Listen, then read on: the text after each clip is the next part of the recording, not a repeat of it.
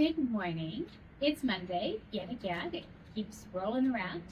I don't have a lot today, but I have a couple of things that I want to show you. First, we're going to take this off the loom. This is what I was weaving last week when we did our at home with the rogue weavers. So we're going to take this off the loom, and then I'm going to show you a couple of scarves. We're going to compare them. So let's just take this off. This is done with the Zero Silk from Just Yarn.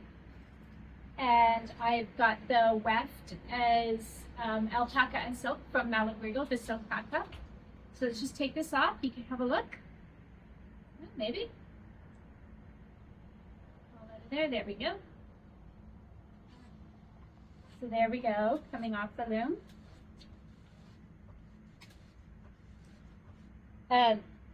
The Malabrigo is one of my favorite wefts to work with. I love that silk paca. I love the Malabrigo lace. Both of them make great warps as well. So there's our scarf.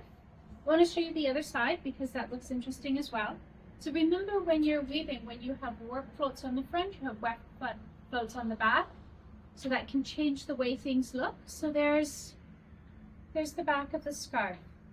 And I think when we wet finish that, it's going to be really lovely.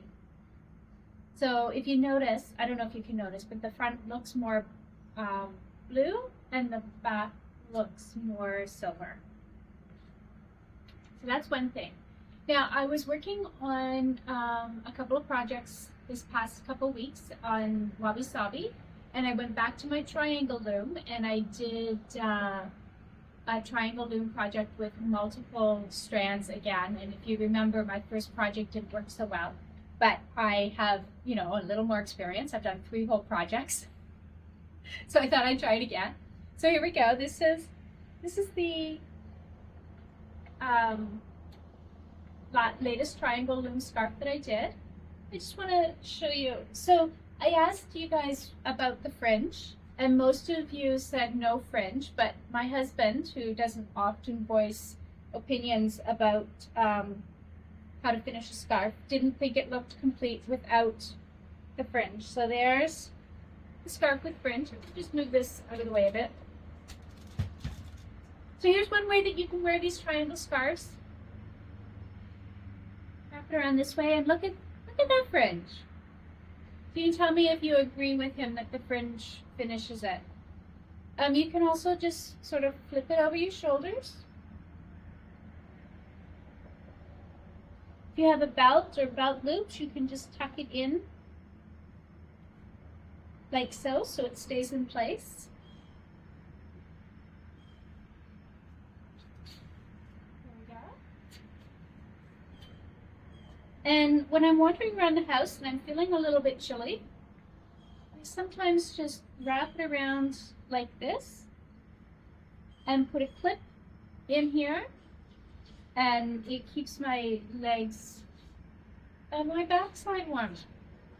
How do you wear your scarves? I'm not quite sure what to do with these, so I'd love to see how you guys wear your triangular scarves. I said we were going to be comparing. So this is a scarf that I did on my rigid Heddle loom. It's a Wabi Sabi scarf, and it uses almost all the same fibers as this one. So let's just take this one off. You can see it. And you can see the 2 scarves together. So similar fibers, similar colors, but totally different look when we use a different loom. So that's what I have for you this week.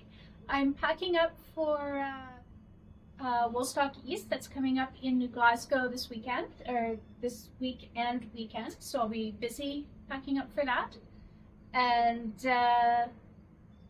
yeah, I hope, I mean, I know I'll see some of you there, but I hope that if you're not able to make it, that you are able to find some time to weave and just to enjoy some time at your loom and just relax and take a deep breath and just, you know, fall's here and we're getting back into routine and busyness of life. And so I hope that you still take the time to sit at your loom and just get some food.